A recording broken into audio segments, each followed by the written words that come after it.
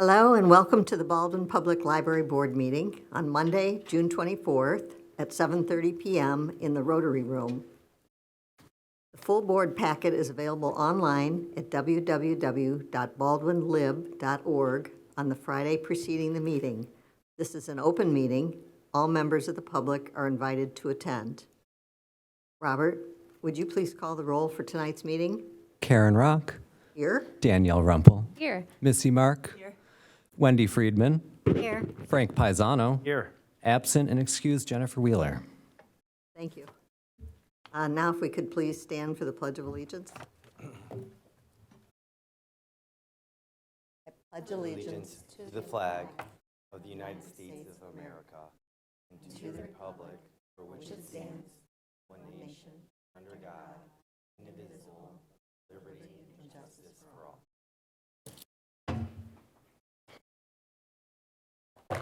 And Missy, could you please read the library's mission statement on page 1? Gladly. The Baldwin Public Library in Birmingham, Michigan enriches lives by providing opportunities and resources for everyone to learn, connect, and discover. Thank you. Our first order of business is the general public comment period. The library board values public meetings and welcomes your comments on library issues, but will not debate items not on the agenda. The board respectfully asks that comments be made as concisely as possible when a motion has been made or in the general public comment portion of the meeting.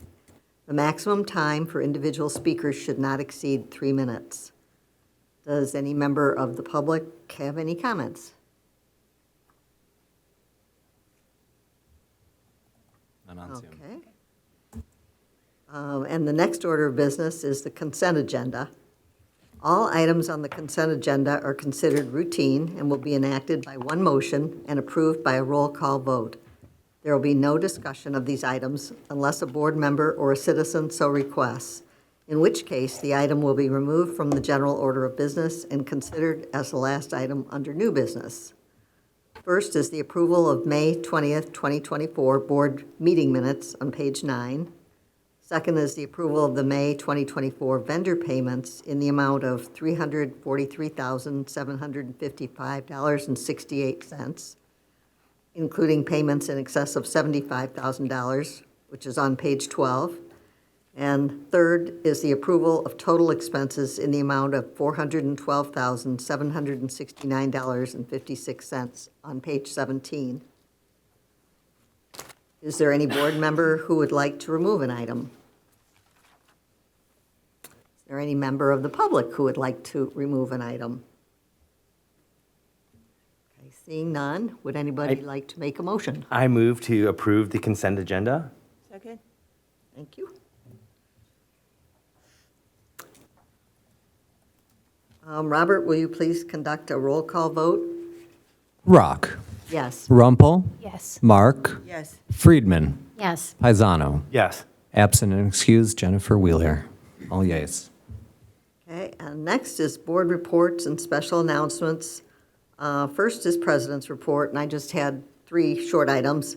One is thanks to the BPL Friends Group for your Saturday sale and earning money for the library. Thank you very much.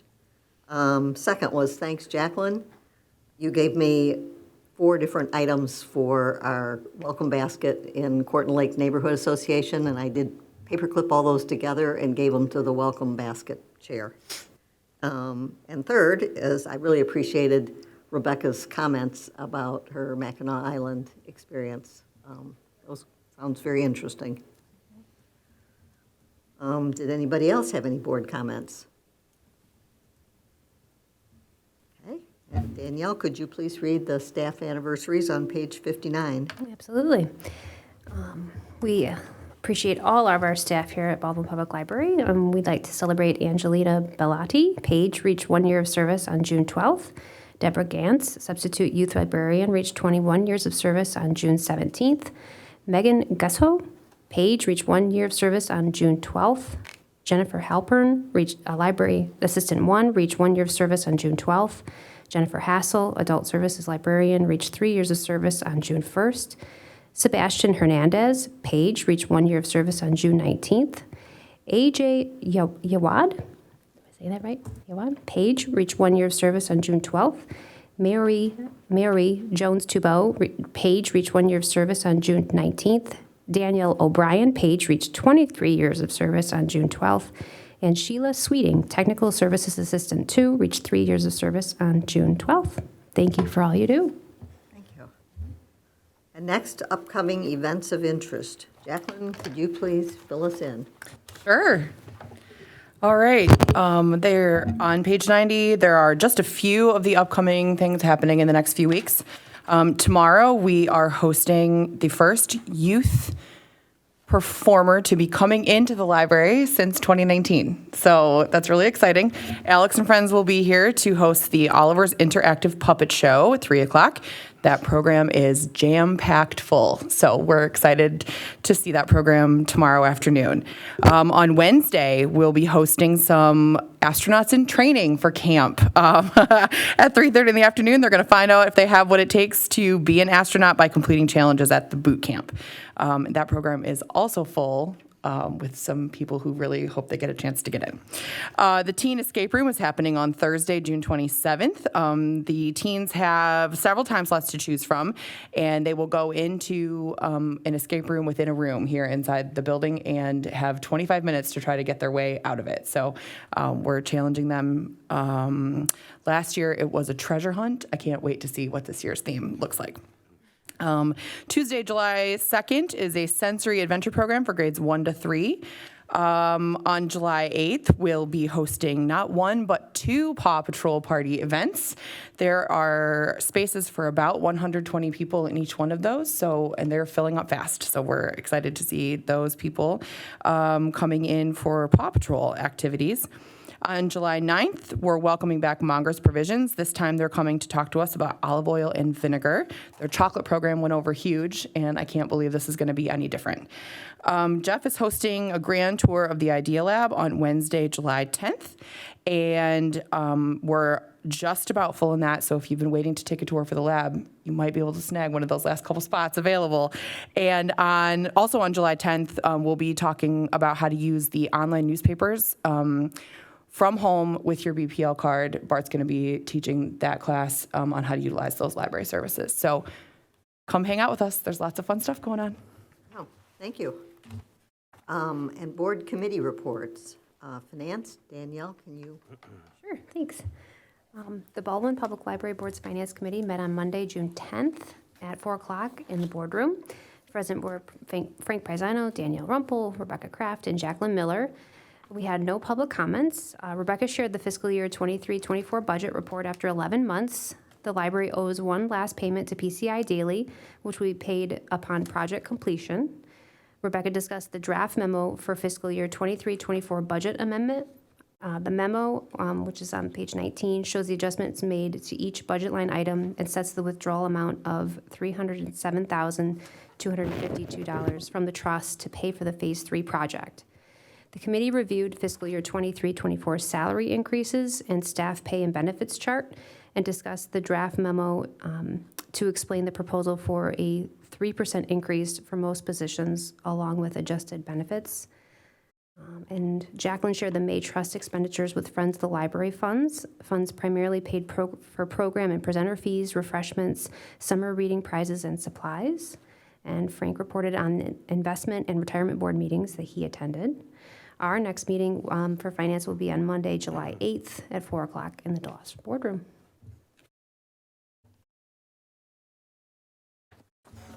You want to do the motion? You want me to? Can I do the budget amendment? Yeah. Yes, please do that. Yes. Okay, so I have a memo starting on page 19.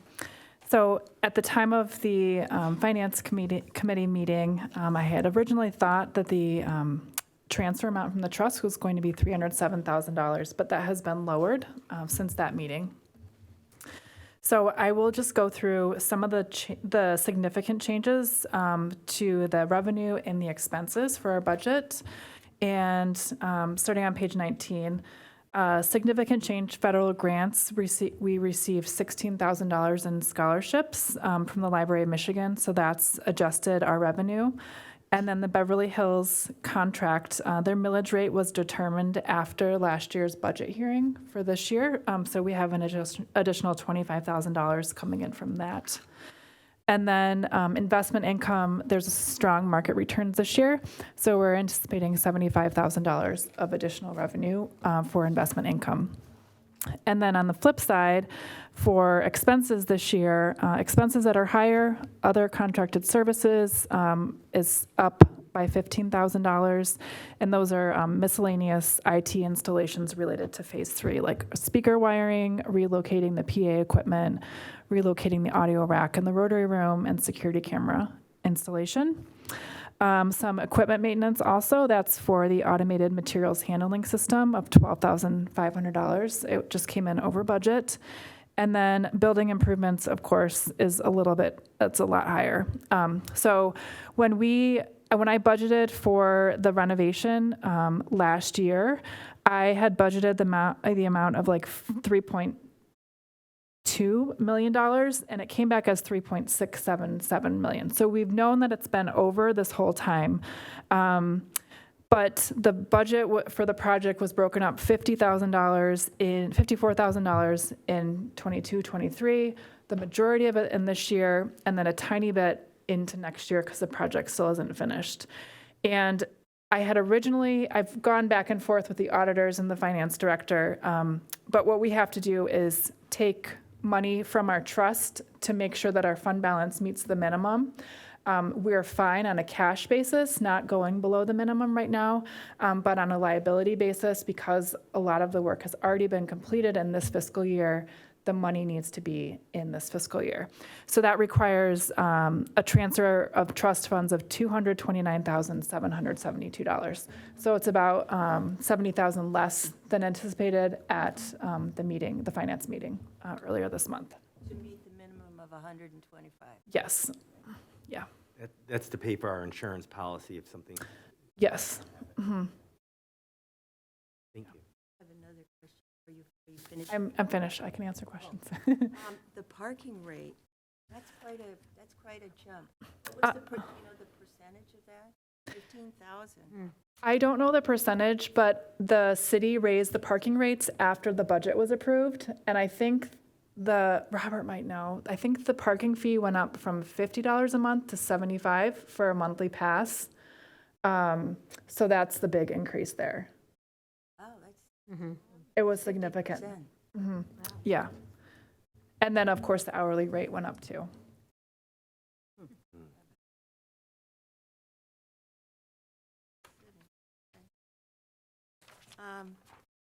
I have a question. I actually have a comment on for page 18. Is that a good time to ask? I just wanted to say, according to my understanding here, the total expenses, and I know we have one more month, but still, 84% expensive. So you've done an incredibly excellent job keeping the expenses down, right?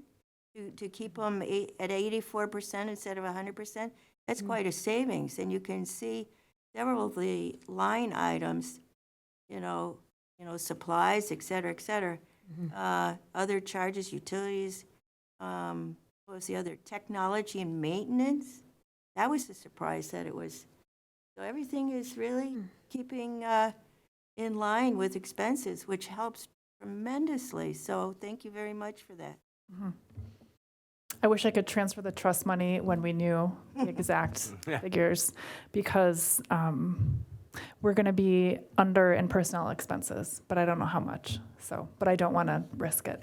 Right. So. Okay. Well, thank you.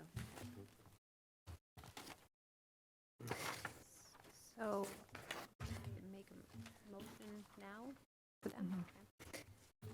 So the suggested motion is to approve the following amendments to the fiscal year 23-24 budget and to transfer $229,772 from the library's trust funds to the general fund to ensure the fund balance minimum of $125,000 is met. I'll second it.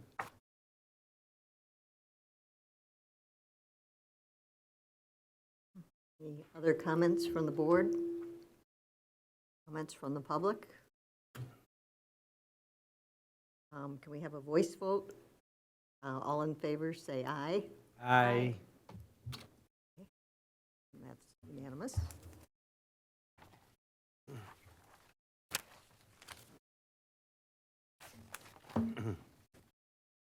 And next is a committee report, the building committee. Frank, if you could do that? Yes, thank you. We had two building committee reports in the packet. One was from May of 2024, but I'm going to go with the June 2024 building committee meeting minutes because it's just more relative, and we accomplished a lot of the goals that we discussed in May. So the Baldwin Public Library Board Building Committee met on Monday, June 17th at 4 o'clock in the Deloitte boardroom. Present was Missy Mark, Rebecca Kraft, Jacqueline Miller, and myself. There was no public comment. There was a Phase 3 update. The budget update, final invoice is expected to come in July 1 and will be billed to the fiscal year 24-25 budget. So we just talked about that. PCI Daily continues to do work on the punch list. Most of the final work will be completed once the stair tiling is completed and approved by the city. Sorter installation is complete and is functioning well. Renovation plaque installation will be completed in the next 2 weeks. Furniture in the new Phase 3 renovation, interior tables have been assembled. Chairs are here, but will be unpacked once the addition space is cleaned.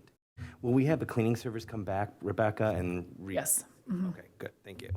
The reopening date is early to mid-July for the front entrance. The vending machines, cold and coffee maker, and will be installed later this month. We are planning an open house September 15th. Food, address list, musician, screen printed design for bags, scarves that will match the mural is all in the works right now. The mural update, Director Kraft is working with artist Wendy Popko to determine an installation date. We did have a problem with our irrigation system, and we've had several problems with it on the north side of the building this spring. PCI Daily fixed one of the issues with the valve, though the leaking water was going into the sewer. So the second issue occurred around June 12th, and after there was a small leak in the drip lines in the children's garden. DPS personnel repaired this line on June 14th, so hopefully that problem is fixed. The staff lounge is coming out great. They have purchased furniture, decor, and supplies for the lounge, and the refresh is nearly complete. I know there's one thing on their wish list is new carpet, so hopefully we might be able to get that done if the budget allows us to do it. Gardens, Robert's been purchasing perennials from Wiegand's Nursery to spruce up the entrance using grant money from the Bloomfield Hills Garden Club, and he's doing a great job. Thank you for all your hard work. DPS will repair the boxwood hedge on Martin Street from an accident we had back in May, I think that was. So the bird glass film, a test panel, excuse me, will be ordered and will be installed by NGS Films and Graphics. The cost is about $1,800, but that will happen after we get all the windows cleaned, and we expect that to happen sometime in June or. I really hope so. Yeah, I think you said we were on the list, but then we got off the list, and they're very busy, so they're going to try to squeeze this in when they can. If not, it will happen sometime this summer. BPS artwork and BPS art coordinator Sarah Smith has provided new panels of student artwork to hang along the perimeter of the youth room. We will begin installation of these pieces the week of June 17th. So did that start last week, or is They're all hung. They're all hung. Yes. So, okay. I didn't get the chance to see it, but I'm looking forward to it. We are waiting on the completion of the Phase 3 project and subsequent shelving relocation before we begin work with shelving and layout designer to carve out a new teen scene in the Burkitt's edition that's going to be close to the 3 study rooms in that. Would it be the northwest corner over there, or west northwest? Yes, northwest. So. So I'm sure Elizabeth is excited about that. Director Kraft is getting quotes for a mini split unit for the Idea Lab to balance the heat generated by the lab equipment. She will coordinate the project with the city's building department. The project is already in the budgeted for 2024 and 2025. We are getting a new roof over the youth room. We're awaiting a new roof membrane and the loading dock reconstruction after Phase 3 is complete. These are both city-managed projects, and we really appreciate the city coming forward, knowing that we needed a new roof, and also the loading dock and the steps are very dangerous, and we're very pleased that they're, fixing those and making it appropriate for people to get in and out for their safety. The next meeting will be July 8th of the Building Committee at 1:30, and we always want people to attend and voice hopefully their opinions on Phase 3 when it's open. So, any questions? Miss? Have we worked out a date for the mural? I'm still waiting to hear back from the artist. What does that mean? She has not responded. She's working, the last I heard, she had a problem with the paint colors, so she's hand mixing them. So it's caused some delays. So Do you think by September? I hope, I like how you think, Danielle. I hope by September. I was hoping for when we reopen. Yeah, that's what I was going to ask. Yeah, I haven't heard anything yet. Okay. And then I did notice the gardens as I was walking in look spiffier. Did you do those already? Well, they look spiffier anyway. We haven't done anything yet, no. Haven't done anything? The new plants are arriving on Wednesday, so, Oh, okay. My boo-boo. and they'll be even spiffier. I'll be spiffing things up. Well, I was going to say, boy, if you did it last week, that was hot. I have plans. Thank you. Any other questions on Building Committee? Are we going to go through the pictures a little later, the Phase 3 pictures a little later? Should we talk about that now? That's on Phase Oh, 3. Phase 3, okay, got it. Farther on. Sorry. So I will give the Policy Committee report. If you could turn to page 29. The Baldwin Public Library Board's Policy Committee met on Friday, May 31st at 9:30 in the morning in the DeLoss Boardroom. Present were Jennifer Wheeler, Karen Rock, Rebecca Kraft, and Jacqueline Miller. The committee reviewed existing policies and suggested the following changes. The red line version of these policies are included in the pages. So basically, Rebecca has kind of a schedule, and the policy committee meets, and we review policies that she has got on her schedule for that date. So here we did the library card policy, and that's on page 30 to 32. I'm not going to read them all because they're really long, and hopefully you looked at them. But why don't we go through them one by one? Library card policy, did anybody have any questions? Most of them was making the wording a little more concise or changing the words library to BPL. Then we did the fines and fees policy, and that's on page 33 to 34. And the electronic device, network, and internet use policy, that's on pages 35 to 36. And the collection, development, and maintenance policy is on 37 to 39. And then the staff development policy, pages 40 to 43. And we reviewed all these a year ago, so we're just going through them again and fine tuning them. Did anybody have comments or questions on any of these? I have a question just about the types of library cards residents. The parent or guardian must be physically present for a minor under 18. To get a library card? Am I reading it? Why is that? It seems, Yeah, we give teenagers so many responsibilities. it's because they're taking out materials with a value. So if a child checks out 4 books, it's $100 worth of materials. So the parent has to take some responsibility if those materials are never returned. So how are they liable, though, just because they're here when?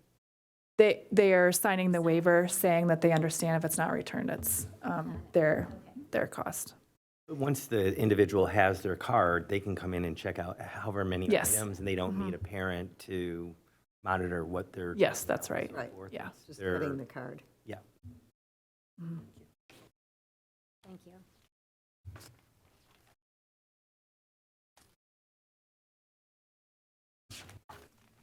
any other board comments on those?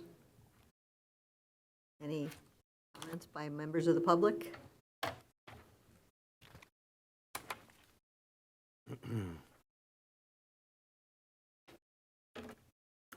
I guess I'll make the board motion.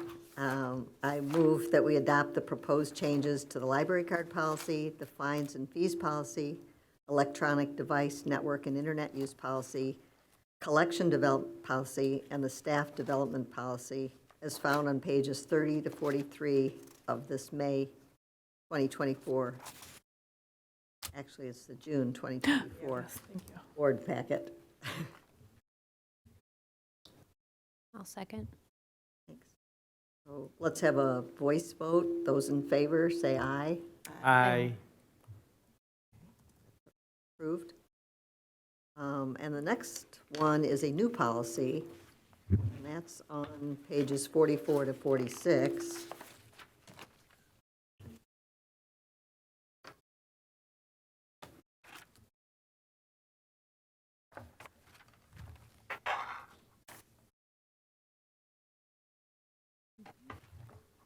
And again, this is really long, so I'm not going to read the whole thing, but I'll just read that the purpose of this policy is, it's the communications policy, brand new.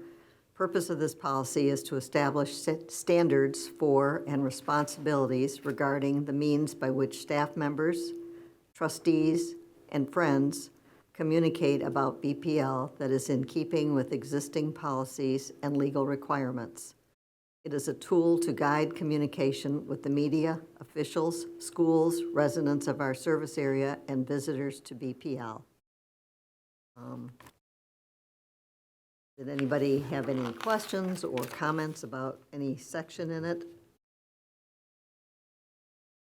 I guess one thing that's important is the personal opinion, and that's on page 46. When speaking to the public or the media about BPL, it's expected that trustees and designated staff members will define when their remarks represent personal opinion.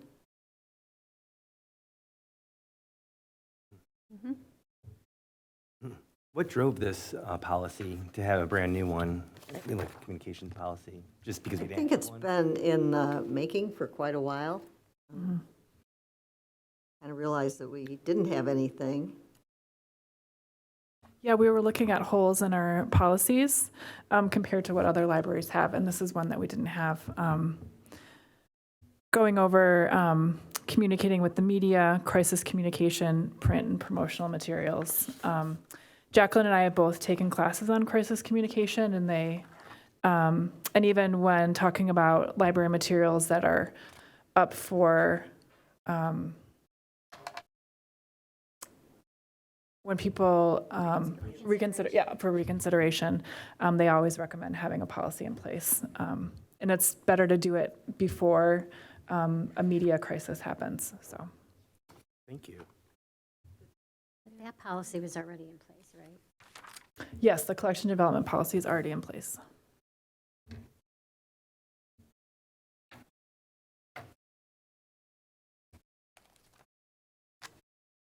So any other questions or comments about this particular new policy?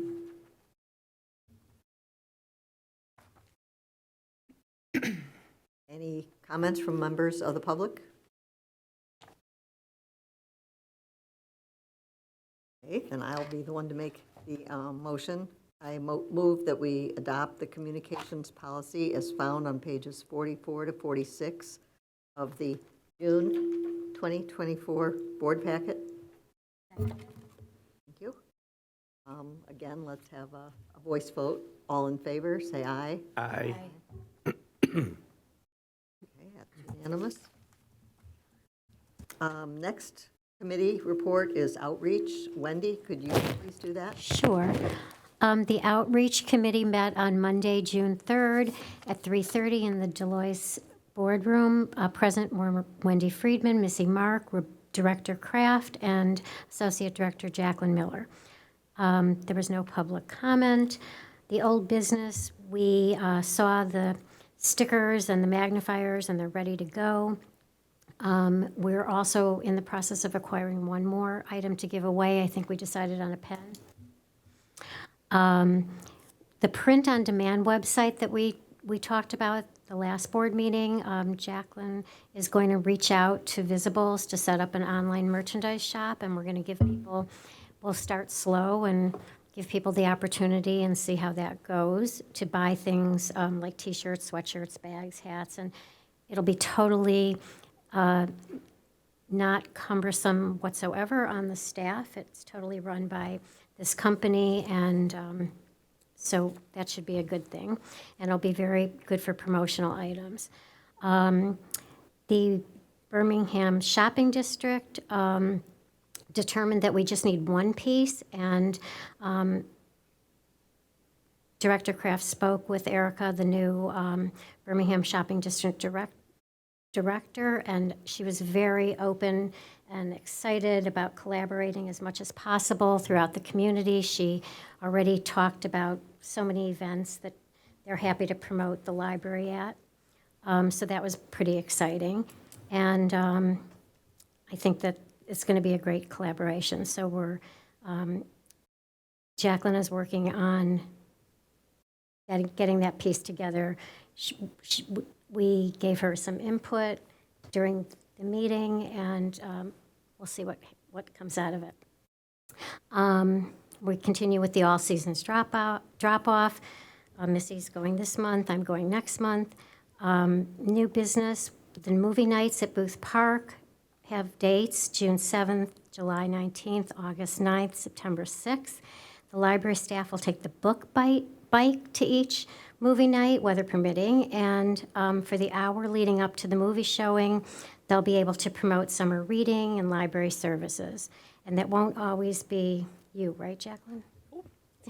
The other staff member know we're going. Great. The next car show is August 13th, and Jacqueline will take the book bite to this new event. There were no items that were not on the agenda, and the next meeting of the Outreach Committee will be held on August 6th at 11 a.m., and everyone is invited. What a great idea with the movie night, taking the book an hour before. That's fantastic. Thank you. I think that's phenomenal. And where is the next car show? Yeah. Oh, it's actually like an unusual vehicles and vintage vehicles Okay. event. It's in the afternoon on the 13th. It's going to be right in their parking lot. Okay. And because our book bike is indeed an unusual vehicle, we tried to go to it last year, but we got rained out. So Okay. so they're trying again, and Good. they called to make sure we were available, and we definitely are. So Good. yeah, well, I'm imagining we'll be the only book hauling tricycle on site, but maybe they'll surprise Yeah. me. That's awesome. Thank you. With the books, do you think you might have movie-related books in your book? Interesting. Oh, we could definitely consider that. Yeah. And you could do the same for the cars. Like Because, yeah, last year when we talked about that, they asked if we would bring transportation-related material, and we did. We had it all ready to go, and we had to reshelve it. But yeah, the movie nights, it's pretty fast, and everyone's moving pretty fast. But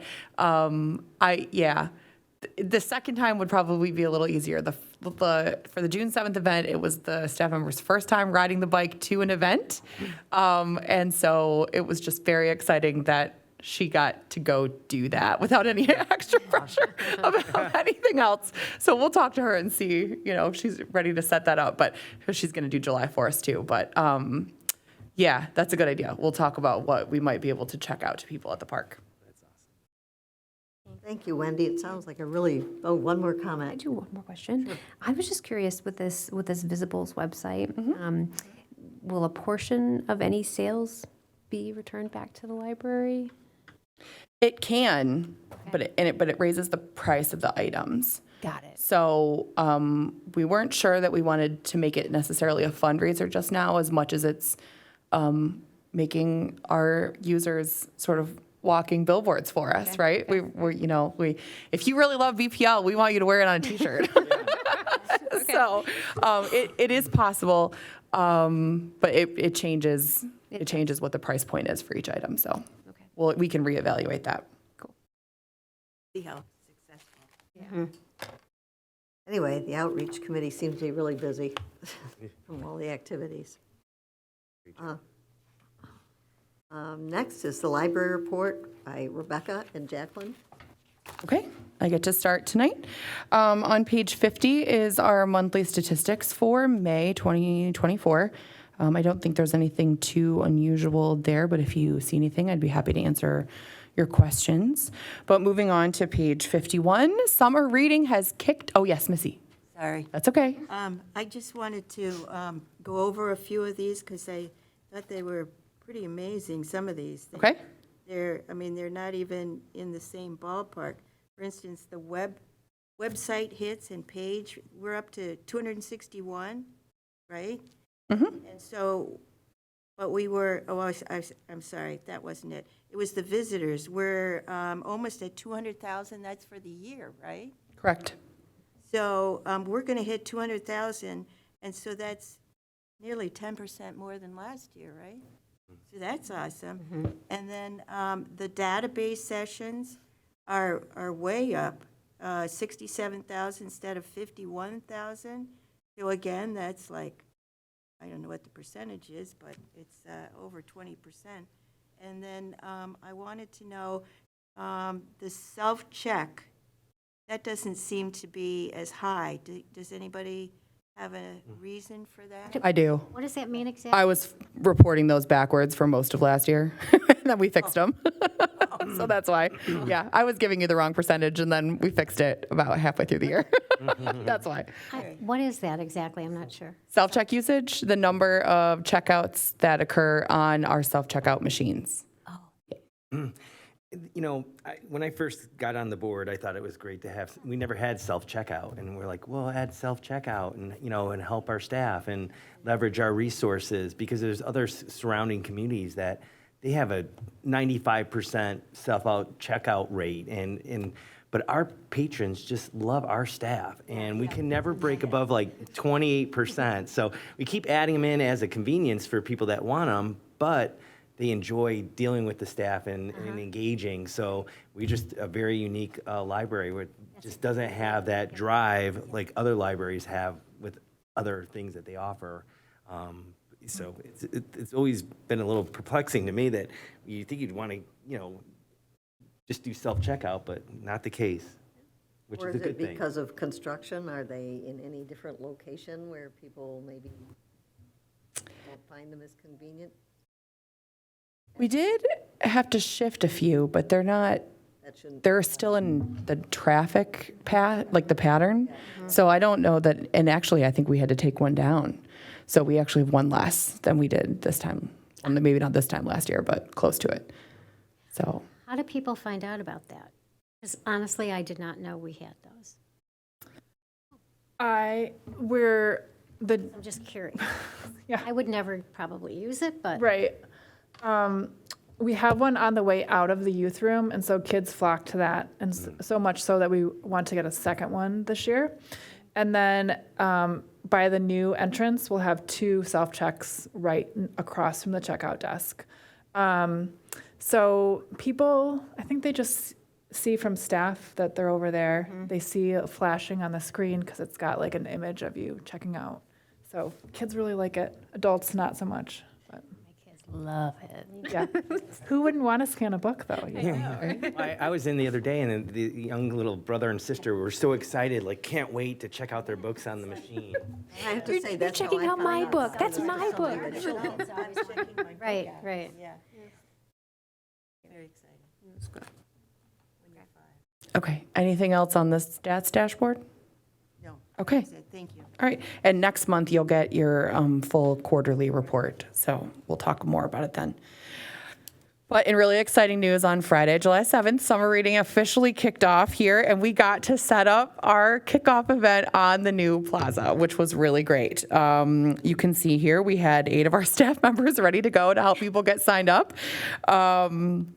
They registered close to 300 people that day, and we treated 237 of those people to ice cream treats from the ice cream truck, and that was courtesy of the Friends of the Library. that was just outside. We also had additional programming going on inside. They had video games in this room, crafts going on in Graham's Discovery Room. There was a prize wheel out there that anyone could spin for, stickers and buttons and beach balls and pencils and all kinds of good stuff. So we had it everywhere, in and out of the library, and we even drew directional arrows on the sidewalk so nobody could miss it. They knew exactly where to go, and we were a little nervous that we were going to get rained on, but at 3 o'clock we put those tents up and the clouds broke and the sun came out and it was great. So that was good. And as of last Friday, so 2 weeks in, we had 136 adults, 106 teens, and 468 kids signed up for summer reading. And they're not. Go ahead. That's up, right? For the kids, it's up. I think the teens are up the most right now, and I don't have the minutes in front of me, but they're like 25% of how many adults are registered right now, but they're closing in on them in minutes. So I think they're only behind by about 10,000 minutes, and so they're at like 36 and 45 or something. They're really into it. They're tracking them all right now. So summer reading is off to a strong start. We're happy about that. On Tuesday, June 11th, if you flip the page over, you can see one very dark picture from our Family Fort Fun event. In this room, they set up tables and blankets and flashlights, and families built forts in which they could read. I did hear that some were really good at sharing that space, and some kids told their grown-ups to just get out while they stayed inside and read their books. So everyone had fun. Under facility, we are working with a new wireless printing software called Print that is due to the phasing out of our former software by Envisionware. Usability is really similar, and we have not heard any difficulties in using that new software since it launched.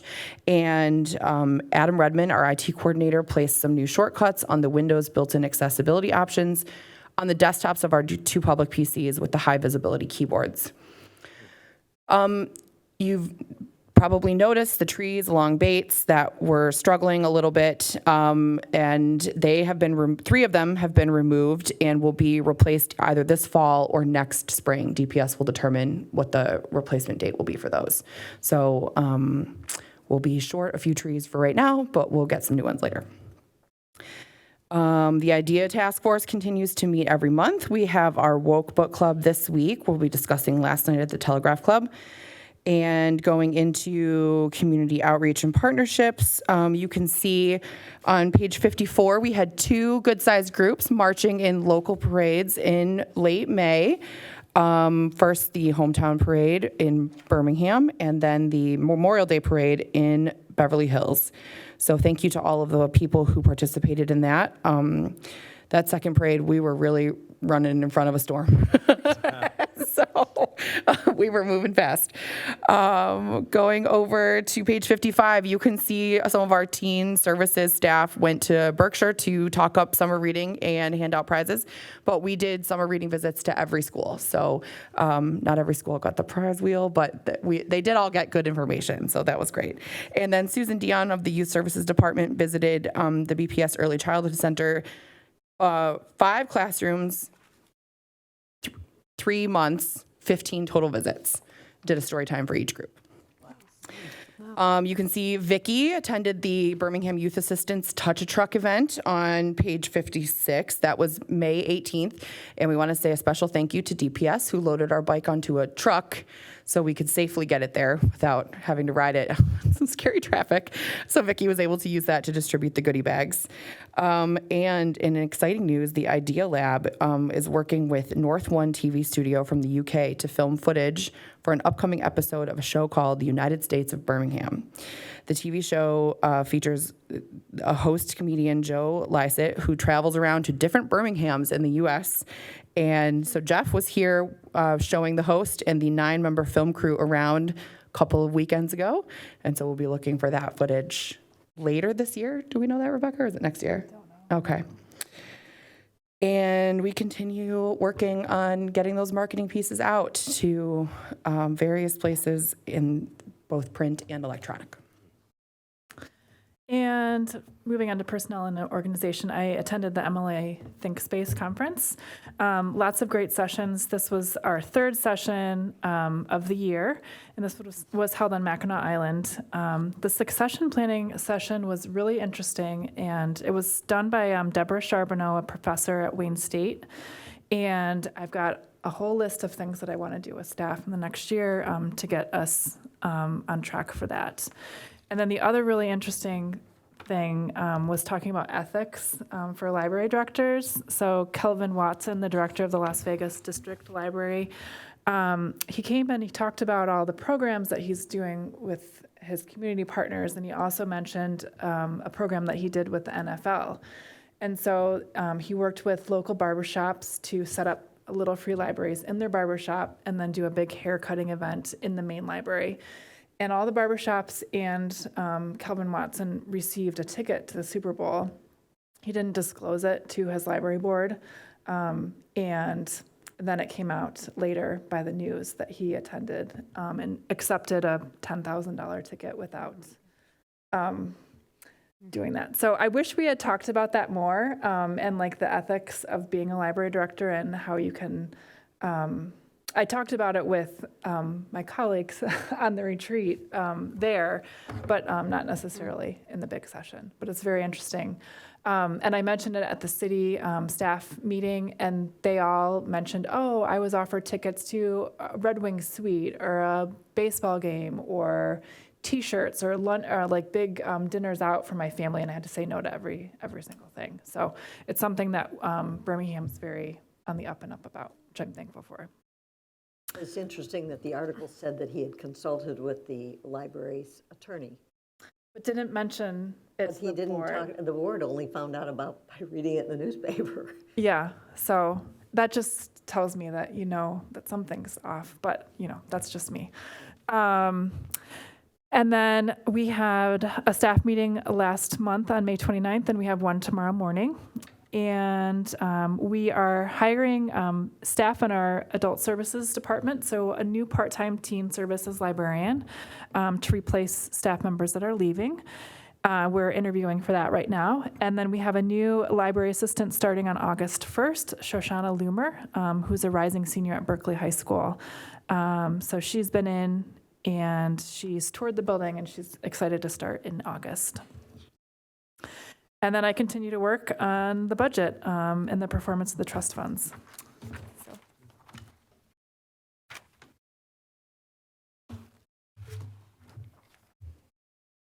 Thank you.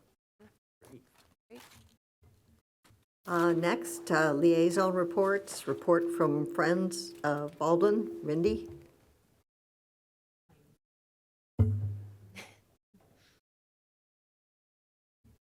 Is it on? Good job. Good evening, everybody. We did have our fourth Saturday sale last Saturday, and we paid $660. And me thinking that was a bad omen, I bought a book, so it would be $667.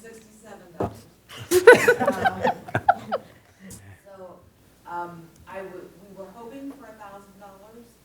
It was so hot, and there were lots of people who were still without power on Saturday. So all things considered, I guess I'm pretty happy with breaking $650. Our next fourth Saturday sale will be July 27th. And we're thinking about doing everything for $1 format at that sale. We've done that once before. It was very popular. It cuts into your profits a little bit, but kind of gives you a gimmick to build the publicity around it. So I think that's what we're going to do. We were steadily busy the whole 4 hours. Making $667 in 4 hours is actually pretty good. Yeah. And I think we spent about an hour and a half setting up on Friday. So minimal work in setting up and cleaning up and stuff. So that's that. The second thing I wanted to mention was that we do have 7 openings on our board of directors, and we have 7 people who want to be on our board of directors. So we will be voting at our July meeting on those 7 individuals. I'm sure they will all be voted in. So we will then have 15 people, which is the highest number we can have for our bylaws. So I'm very excited about that. We've got some great new people coming onto the board. I'm really hopeful we'll be able to do some new things going forward that we haven't been able to do in the past, such as outreach, maybe some fundraising, because we're going to have more bodies to help us and fresh ideas. So that's it. Thank you. Oh, thank you. Thanks, Randy. And I don't see representatives from Beverly Hills, Bloomfield Hills, or Bingham Farms tonight. So next on the agenda is Phase 3 renovation update by Rebecca. I'm so sad that we still have to do these renovation updates. That means it's not finished. But for June, the update is they're working on the stairs. I talked to Tyler this morning. He has an ACE tile installer on the job. He's leveling each step. So some steps have a thick base going on it. Some have a thin one. So they'll all be uniform at the end. He's got all of the stairs leveled as of today. He's got tile installed on the top 2 steps. Tyler expects the tiling to be done by Thursday and the inspection to be complete on Thursday. Then after that, they'll take a week and a half to do cleaning and take the temporary wall down, patch and paint some things, and do the last minute touches on everything. So I'm thinking if everything goes well, cross your fingers, July 8th will be the opening date. I've been wrong many times before, so take that with a grain of salt. But the stairs look great. They're doing a great job with the tile. And I hope that everything goes well. They've got the new floor grills installed. The Nana wall trim has been delivered and installed. Sprinkler caps have been replaced. The elevator, the light inside went out, so they replaced a fuse and they tweaked it a little bit. It's running great. The shades have been corrected. So we're in good shape. When are they putting in the vending machine? Is that next week? Yes, it should be next week. Next week. Yeah. Rebecca, with the tile, is there a way for them to change that without having to redo the steps? Like, what's between the tile and the cement part? Or no? There's concrete steps. Then there is, you can kind of, well, you can't see on the, there's, if you look at there's 4 purple steps and then there's a dark step. So they put this, I want to say it's like floor leveling compound to get it up to the correct height. So that's what goes on there. So I think they would just take the tile off, put a little more or scrape Right, a little off. Okay, Yeah. that's good. And he did say he had to scrape some of the edges off and file down some of the stairs. So he's super thorough. He seems very proud of his math. And if he lets me down, I don't want to think about it. So everyone's really confident, maybe overconfident. We'll see. But my fingers are crossed for July 8th. So I assume it's going to be Mike who's going to come and do the inspection? Yes, Mike, and then he's got a building inspector that measures. They work on it together. Oh, they do. Yeah. So if you could, let us know. Yes. I'll have Jacqueline let you know. I will. I'm sorry. We'll hear you. Should they? I'm going to be on vacation for the rest of the week because I can't handle another failure. So that's not why I'm on vacation, but it's convenient. So Jacqueline will tell you if it's done correctly. If you don't hear from me, there's a reason. Don't add. Just let them know if it's done good and stuff like that. If they ever have a late book fee, it's waived by the library. Yeah. I won't mention that we don't charge fines. I know we don't charge. I just was alluding to earlier, bribe. But if you see someone running down Woodward, pulling their hair out, it didn't go well. So then that means we really need the mural this week or next week. Yeah. That doesn't seem like realistic.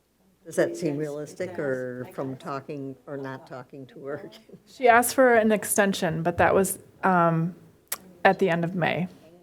So I would think that a month long is an appropriate extension amount, but I'm not a professional artist, so I don't know. So Are you going to go through the pictures or no? Or not really? so the pictures on here are of the punch list. And so I will go, starting on page 71.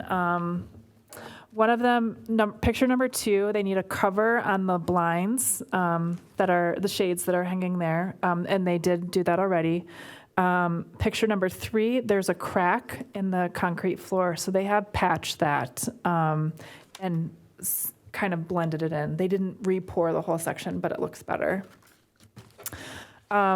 Picture number 4, there's some caulk around the column base, and the architect wanted them to paint it the same color as the column so it doesn't look like a black ring. And then picture number 5 is finishing the wall. There's a little cove between the ramp and the cafe. Picture number 6, they have to patch and paint this hole in the ceiling above the vestibule, so they're working on that. Picture 7, they have to put a cap on the handicap ramp where we used to be a handicap button to open the door. Picture number 8, they have to clean the slurry of concrete underneath the book drop, so they're working on that. Picture number 9, they have to patch the corner of the limestone that was chipped. Picture number 10 is sprinkler head covers need to be installed, and I think those have been done. Picture number 11, there's some blue doors behind the information desk, and the paint is chipped on the edge, so they need to sand those and repaint those, and that'll be done next week. Picture 13, they had to replace some hardware on the study room doors, and that is there was a loose door lock. They have to come back and do that because someone was using the room the last time they were here. Picture 14, the hinge on the door was missing a cover, so they put that cover on. Picture 15, they have to install the in-wall heater and cover on the vestibule HVAC panel, and they have not done that. That'll be done in the next week. Picture 16, they had to sand out some imperfections in the information desk, and that has been completed.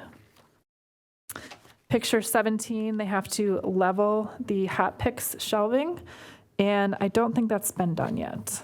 And then 18, they have to align the shade cover on the east wall and fix the gap, so that has to be done. So these are all minor things that can be done after we reopen. We just need the stairs done. Yeah. So, but they are working through that punch list. I have a quick question. I was, individual called me yesterday.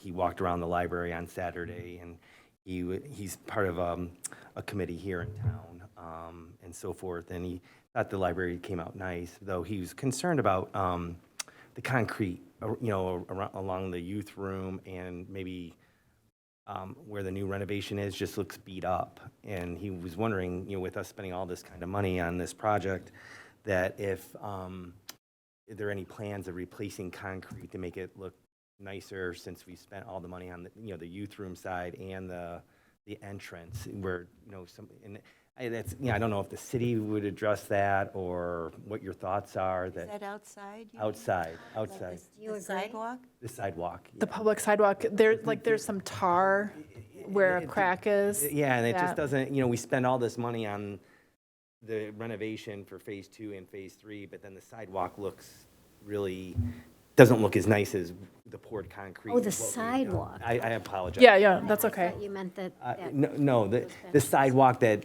hasn't been replaced, he feels that we should replace it to make it look all brand new. And I don't know if that would be. I don't think that the city would replace all the sidewalk because it doesn't look all the same color. But they will replace the sidewalk flags that are uneven or chipped and broken. And so I think they usually do that in the late summer. So that should be on the list, but I can talk to the city engineer about that. Yeah, they just said a couple of the places looked like it could look unsafe, and it just didn't look as nice, and, it is the entrance of the library that we want to address that if we can. We already had somebody trip on the backside. Right. Sorry, I didn't explain that. Yeah, that's good. We'll bring that up with the engineer. Thank you. What about the temporary steel entrance? What is the timing? Is that going to be before we reopen or after? They're going to reopen the new entrance, and once that's in good shape, they'll probably give it 2 days. Then they're going to take down the ramp. They'll take out the piece of, there's an extra cement or concrete block at the base of the ramp, and then they'll put the steps back in the hill, and then they'll replace the arborvitaes. They'll put the fence back. So that's all included in the restoration bill from Great Oaks. So they'll take care of that after the front entrance opens.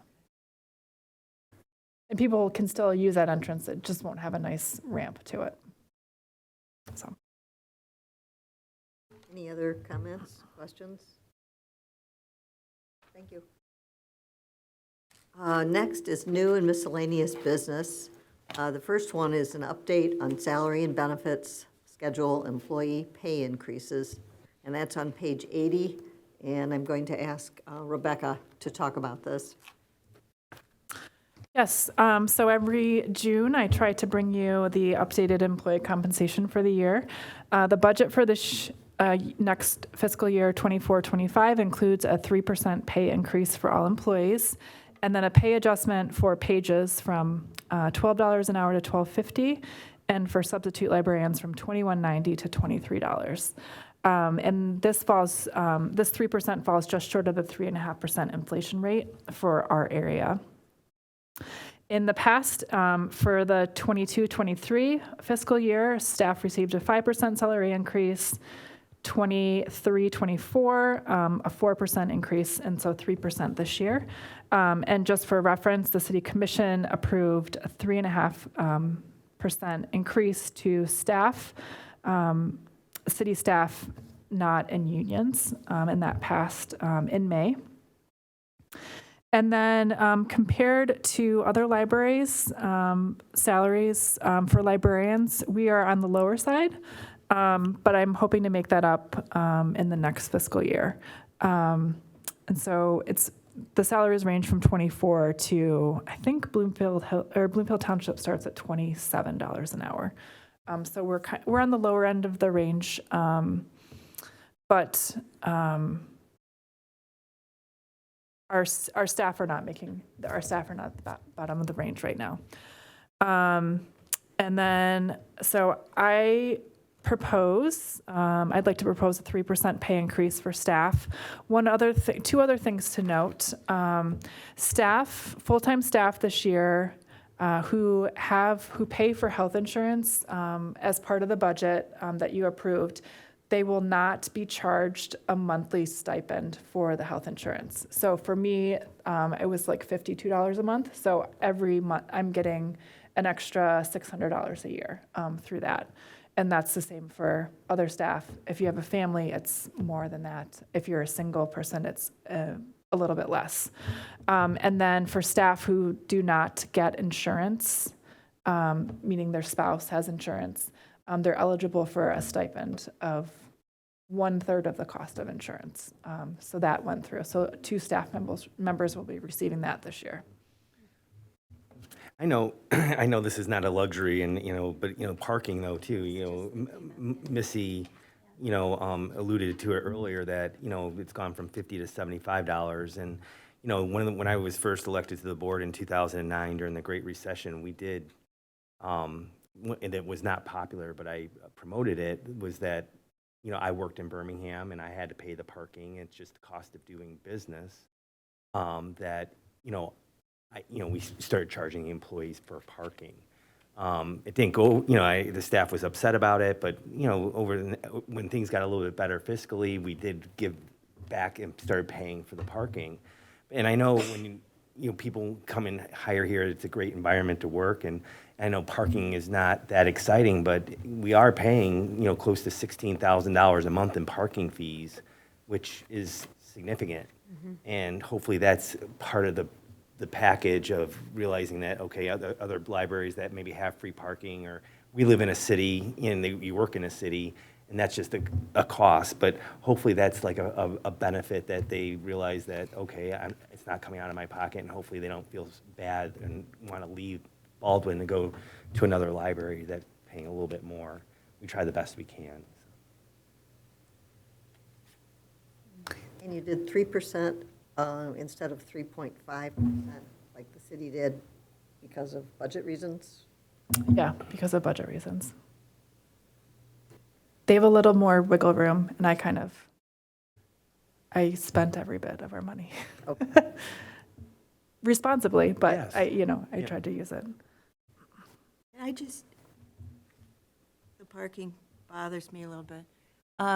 How many of these libraries that you compared to, most of them have free parking? I think so.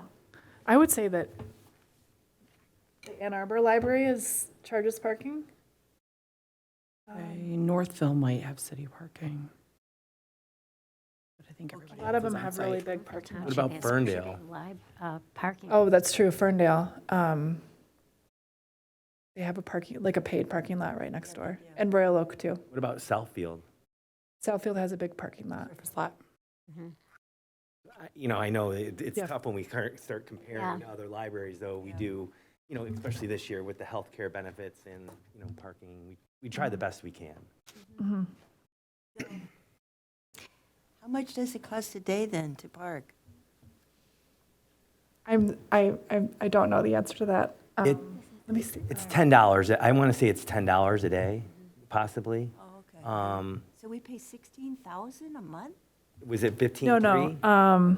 Can't pay I think it's like 16,000. $52,000 a year. Oh, yeah, Sorry, okay. 52. So, Okay. I thought you said 15.3, or what was it? yeah, that's extra over the budget. Oh, okay, I apologize. Okay. Okay, so, thank you. I was like, That's wait a better. minute, that's not computing. Okay. So like 4,000 a month.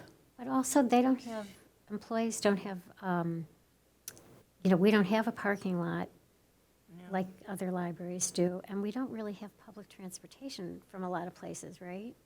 I mean, this is not, what? Smart bus. Yeah, we do. There We are do, some we libraries that don't easily- even get a smart bus. Oh, so we Yeah. do have that. Right off the Woodward. Oh, Okay, Sorry, food for I didn't thought, realize thank that. you. I used to take it to work in downtown. okay. Because parking was so expensive in Yeah. downtown Detroit. I started taking the smart bus. Oh, yeah. When I worked down in Detroit, my friend and I would just carpool and share, because it was, I think, $160 a month, or, something significant coming out of college, so. Yeah. Does anybody else have any comments about this proposal? Any comments from members of the public? Would anybody like to make? I'll make the motion. Motion to approve the fiscal year 2024-25 Baldwin Public Library pay and benefits ranges schedule as shown on the following pages, and adopt a 3% pay increase for all staff members excluding pages and substitute librarians. I'll second. Let's have a voice vote. Everybody who is in favor of this, say aye. Aye. Unanimous? And you're thinking of dealing further with this in the next budget year, right? 24, 25? Yes. And looking at, thank you to Jacqueline for pulling up the parking rates. More than 6 hours is $10 a day. And then 4 hours, less than 5 hours is $6 a day. So, and then some people ride their bikes, some people park in the free parking on the street, some people get dropped off, and some people drive their car, so. Is it worth it to do a little, random survey to find out how many people are using the parking? To find out if that's really Oh, yeah. item or not? No, we get an itemized, it doesn't sound like it, but we do get an itemized bill every month. So we have about 30 monthly parkers, and then we give vouchers to staff each day to park in the garage. And then we get charged for those vouchers. So Paul gets a bill that'll say, 17 vouchers used on the 23rd, 12 vouchers used on the 24th. So we can- Does the city use that same voucher plan for their employees? yes, they do. And for what it's worth, our garage is the cheapest. Esther is the Yeah. cheapest. It's $70 per month. Yes, effective, yeah. Yeah, effective last summer. And the Pierce garage is $100 per month. Really? We're kind of out in the boonies over Yeah, there. right. Interesting. Yeah. Okay. Thank you. Okay, and there's a second new and miscellaneous business, and that's a request for deliberation on whether or not staff should be allowed to wear pride flag pins while working. That's on page 84. And again, I'll ask Rebecca to talk about this. Yes, so I had 3 or 4 staff members ask me about wearing pride pins. And I don't know how to answer this question. And I can say yes, or I can say no. So I'm asking for your input. I would say generally, libraries are supposed to be neutral places. We're not supposed to advertise for a political candidate or a cause, anything that you see coming out of the Supreme Court. We shouldn't be advertising any of that. Social causes that you see, we shouldn't be advertising that. Just because if you have someone coming up to you in the library who needs help, and then they come and they see that you're wearing something that's against their beliefs or anything, I don't want that person to be them to not feel welcome here. So that's why I've kind of shied away from having people wear these things. But then we were talking about pride flag pins, which is, some people say it's a social cause. And then some people say, this is my identity, this is how I was born, I should be able to express myself. But then you say, if you're at a public government institution, should you be expressing any beliefs, and should you just be neutral? So, I can see both ways. I don't know what to tell staff, so I would like to have a backup from the library board, because I don't want to make a decision and then have someone call me upset that they saw a staff member wearing something like this, and I can't say, oh, that was my opinion, without having, the full board weighing in. We do have displays here at the library that are on various topics throughout the year. And so this is Pride Month, so we do have LGBTQ displays all around the library. So we will continue to do that, but that's something on a shelf, not necessarily tied to our beliefs. It's just out there, so you can't tell who picked it. It's just on the shelf. So I would just like your opinion on this. And staff asked me before even wearing a pin, so I know that they know that could be a contentious issue, and they know they wanted to have permission before wearing it because of that. So they are going to understand if the answer is no. They will understand if the answer is yes. The other thing is, we talked about it in our management team, and the consensus was we would like people to express themselves, share their identity by wearing a pin like this. It could be welcoming to a young person coming into the library who sees someone wearing a pin and thinks, oh, that's a safe person. But on the other hand, last year in our Pride display, we had people that came up and said, you shouldn't have materials like this in the library.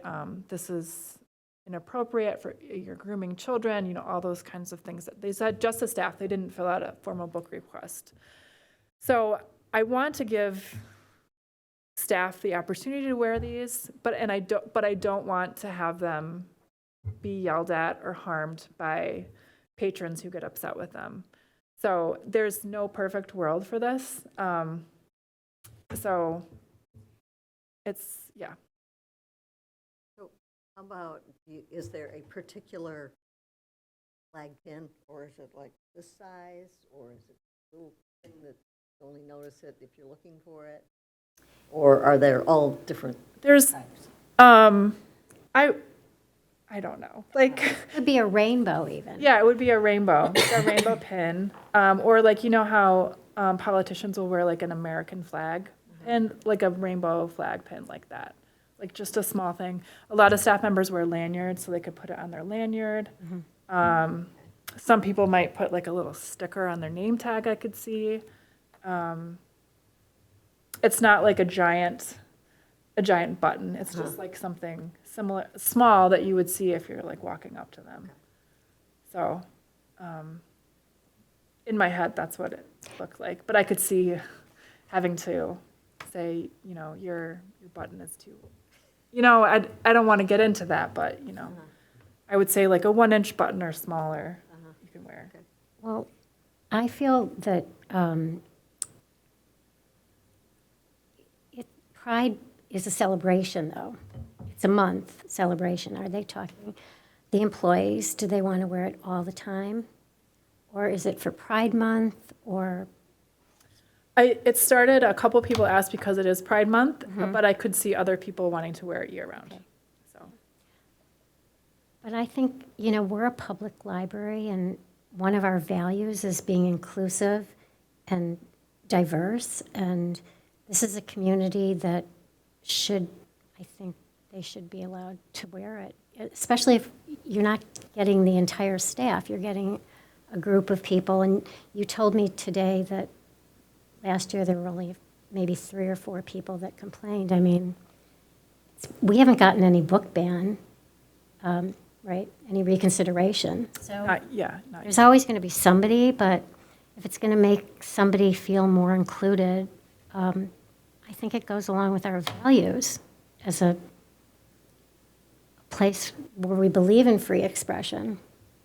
But I think you also want to have patrons, whoever they are, feel comfortable. And then you also want, so you got two sides here, and you also Right. want the staff to feel comfortable. Right, well, And I we asked her about kind that, of talked too. about this Yeah. briefly in a policy committee meeting, and Jenny and I were there. And it's actually, I have to give Jenny credit for this idea, but one thing she threw out was, what about the idea of trying something like wearing the pins for a set amount of time, like a trial basis, and see how the people who were wearing them, how comfortable they felt. Had they been insulted? Did they feel okay? Was Rebecca getting a lot of pushback from patrons? So I know there's 2 alternatives here, but maybe that's a third alternative, is to That's do what it I on was a. saying, is that, I mean, right now, there's a celebration going on, and it could be something that this is the time to try it. I'd rather extend it beyond the celebration month so that you got more of a feeling of that it's not just the celebration month. Anyway, that was just an idea. How does everyone else feel? Is there any dress code from the city? Like, does the city have the dress code? I asked the HR department about this, and she said, it doesn't violate your dress code. I would ask you at the library board. So here we So are. other libraries do, Yeah, some do, some don't. right, but throughout the country, you know, because I did a kind of a search after you sent that email. I liked our dress code in that it's fairly loose, but it says apparel and keeping in good business taste. And so if we were going to do a trial or say yes or say no, whatever, if it was a pin and it was in good business taste and not something, or I generally I want our staff to feel comfortable, but yes, I would be interested in just to ensure that patrons feel welcome as well. You know what I mean? It goes both ways. Right, right. I also, just along the lines of this, feel that, do we have anywhere where staff are listed with pronouns? Because I feel like that's something we should do as well. We started that internally, yes, so we have that now.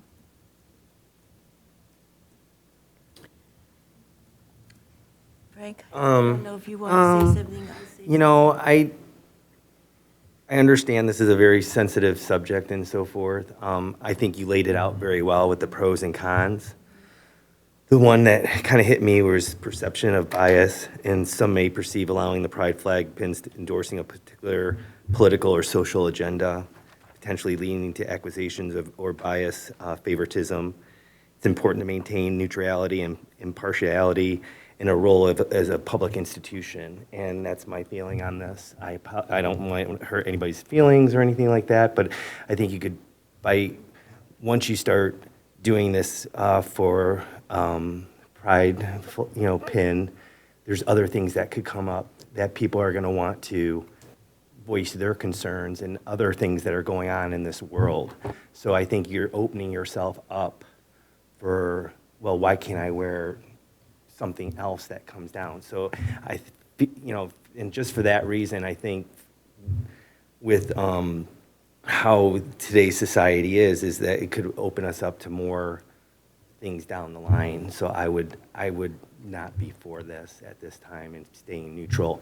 I know during 2020, the library staff was very, wanted, with what was going on with COVID and George Floyd and Black Lives Matter, wanted to voice that. And I know the past director just said it was just too political and it really rubbed people the wrong way. And it's a tough decision. But I just, feel that that's just my opinion on this. And, but I'm, for people's individuality and expressing But it's their identity. It's like, if somebody's wearing a cross or a Jewish star or something, I mean, that's allowed. No, and that's just my opinion. This is a board of, No, but I think what you said about other causes, this isn't a cause, this is someone's identity.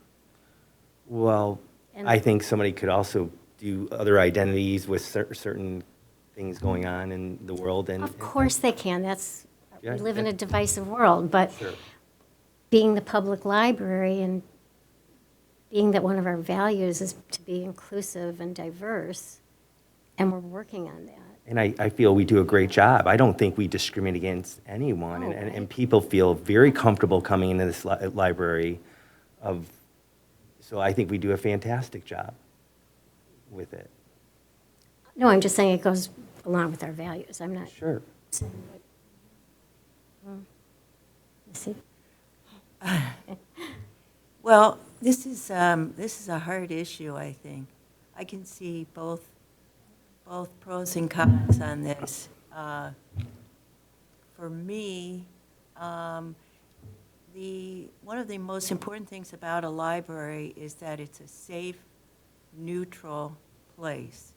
There's no judgment, there's no right or wrong. You go, you learn, you enjoy all the wonderful things that we offer.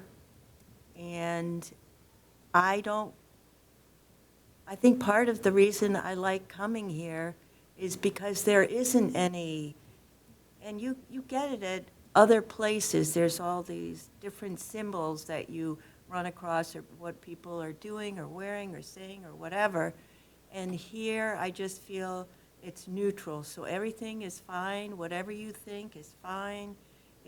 There's no right or wrong. It's just diverse, which is what we are and who we are as a people, which is the way I like it. So I personally like to keep that neutral zone. If there's a large group, this seems like it's a very small group. That's another con for me, because if it's, less than 5% of the staff here, that doesn't seem like it's a really big issue yet, or it isn't. And then I would perhaps think differently of it. I would need specific descriptions of what people are thinking and why.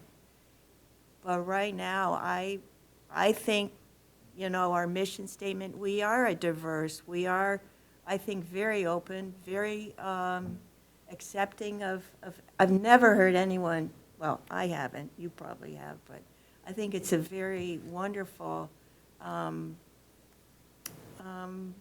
place to be whoever you want to be. And I guess I don't like, I would not enjoy as much seeing people with anything on them that says, this is what I'm doing, or this is what, I don't really, it's not my business, it's your business, and I don't want to be influenced. I don't know if I would feel less accepted if I'm different. I mean, then you're promoting one, that means the others are not being promoted, all the other positions are not being, it gets into a world of, oh, there's so many, Definitions. there's so many ways you can look at it that you haven't even thought of yet that will come back. And that's, I really like neutral. I really prefer that. If there's a special, like we have Indigenous Month, Women's Month, things like that, if there's something that we're promoting that month in line with our programming, I can see that. But otherwise, I like just, walking in and everybody's, nobody's judging anybody. Everybody's who they are. And that's great. I don't care if you're striped purple or you believe in this or that. Just, that's your business, this is mine. I just came here to, yeah. I also wonder if you were a member of the LGBTQ community and you did not want to wear a pin, and there were other members of the library who knew you were in that group, would there be any pressure on you? Well, why aren't you wearing the pin? And it just, it was a fluke situation, but the day I got this packet and I read that this was going to be on our agenda, I happened to have somebody at my house I've known for a long time. He's probably mid-40s. And I said, what do you think about this idea? He said, back when I was much younger, maybe I would have wanted to wear one of those pins. He said, but I am who I am, I accept who I am, and I would not want to be wearing one of those pins and working at your library. So I just thought that was a really interesting comment from him. So, I don't know. Well, Rebecca did say small, right? Yeah. There's only a handful of employees that are asking. Do you see it mushrooming, or? I could see non-LGBTQ employees wearing them also. Well, yeah, anybody could wear one to celebrate, just like,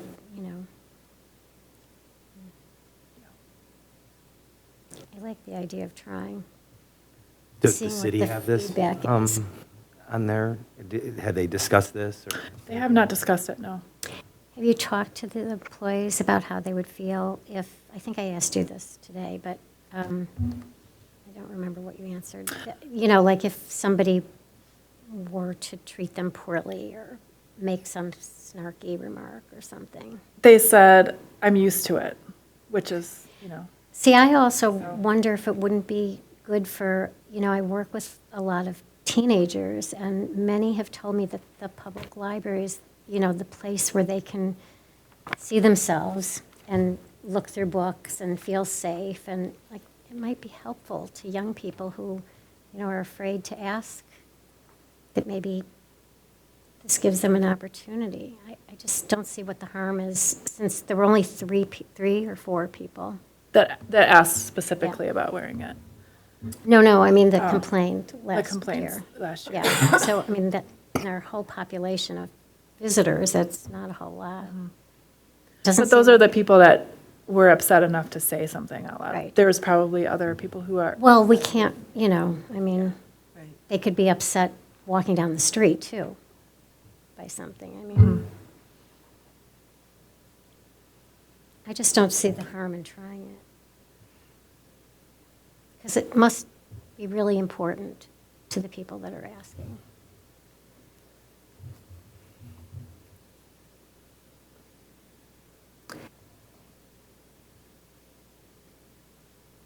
So we kind of have three choices, whether we allow staff members to wear the pride flag pins, or whether we say, no, they cannot wear pride flag pins, or the third might be trying it on, let's say, a 3-month trial basis and seeing what kind of feedback Rebecca gets. Does anybody feel one way or the other? Frank, you've already said, I think you I'm- and Missy have said you're taking more of a conservative view and would rather keep the library more Yes. neutral. And, yeah, I mean, I'm trying to think, just between, wish you okay, wouldn't there's think of it political as- and there's religious. May I have your attention, please? The time is 9 p.m. and the library is now closed. It will reopen tomorrow morning at 9:30. Thank you and good night. I just think, it can be once you start doing it, it could lead to other things, and that's what I worry about. And, then it could, there's, Or I guess another way is saying, yes, you can wear this if it has to do with books in the library somehow, like Pride Month, but otherwise, no. So I don't know.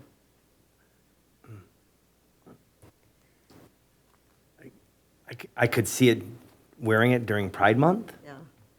but I don't think outside of that. Why don't we, if you could see that, why not just try it then? It is Pride Month.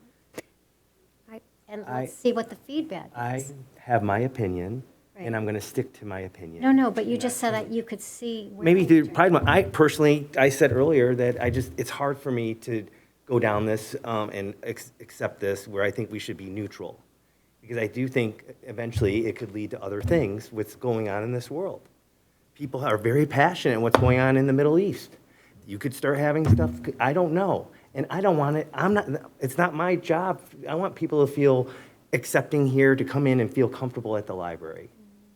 And I do feel that people feel that way at the library. I think, the diversity, DEI and but our employees are fantastic. I didn't, when we were going to do the training, and I think our employees are very compassionate and make everybody feel comfortable. And I think it could just lead down other roads. So Would you like to make a motion, and then I can ask if the public has any comments, and then we can take a vote and see where people stand? Okay. I make a motion to request the staff not to wear pride flag pins while working at Baldwin Public Library. And does the public have any comments? I need a second. Oh, sorry. I'll second. Okay. Does the public have any comments? I think a public institution needs to be I'm sorry, what? Switzerland, neutral. Oh, So you're saying neutral? This is not my personal opinion, but I think a public institution needs to be very neutral and non-political and non-causal. And to Wendy's point, many people feel this is part of their identity, and I understand that. Other people view it as a very political issue.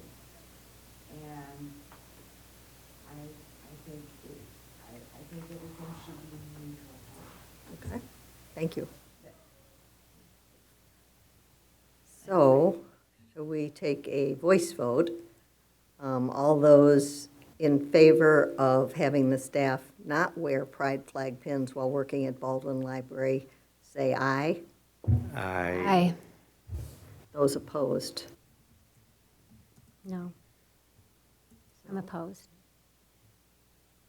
4-1. Okay, yeah. Thank you. Okay, unfinished business. There's no unfinished business, and items removed from consent agenda. There weren't any. So the next regular meeting of the library board will take place on Monday, July 15th at 7:30.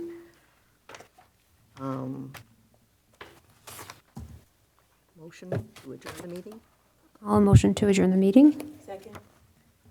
Let's have a voice vote. Those in favor, say aye. Aye. Meeting is adjourned. And if you could now turn to page 106, we'll begin the trust meeting. Thank you. Thank you, Ann. Thanks, Randy.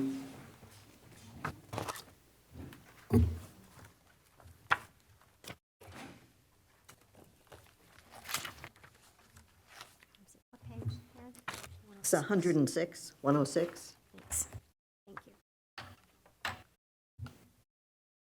Hello and welcome to the Baldwin Public Library Trust Meeting in the Rotary Room on Monday, June 24th, immediately following the regular board meeting. Robert, would you please call the roll for tonight's meeting? Karen Rock, Here. Danielle Rumpel, Here. Missy Mark, Wendy Friedman, Frank Paisano, Here. absent and excused, Jennifer Wheeler. Thanks. The first order of business is the general public comment period. The library board values public meetings and welcomes your comments on library issues. The board respectfully asks that comments be made as concisely as possible. We welcome your comments, but will not debate items not on the agenda. The maximum time for individual speakers should not exceed 3 minutes. Next is the consent agenda. All items on the consent agenda are considered routine and will be enacted by one motion and approved by a roll call vote. There will be no discussion of these items unless a board member or a citizen so requests, in which case the item will be removed from the general order of business and considered as the last item under new business. First is the approval of the May 2024 minutes on page 107. Second is the acceptance of the May 2024 receipts of $3,140.50 on page 114. And third is the approval of the May 2024 disbursements of $47,999.24 on page 115. Does any member of the board want to remove an item? And there are no members of the public. I move to accept the consent agenda. I'll second. Thanks. Robert, could we have a roll call vote? Rock, Yes. Rumpel, Yes. Mark, Yes. Friedman, Yes. Paisano, Yes. absent and excused, Jennifer Wheeler. Third is new and miscellaneous business, and there isn't any. Next is adjournment. The next trust meeting will be held immediately following the next regular meeting of the Baldwin Public Library Board of Directors on Monday, July 15th, 2024. I'll move to adjourn the meeting. I second. Oh. Okay, let's have a voice vote. Those in favor of adjourning the meeting? Aye. It's a record meeting. Yeah, great job.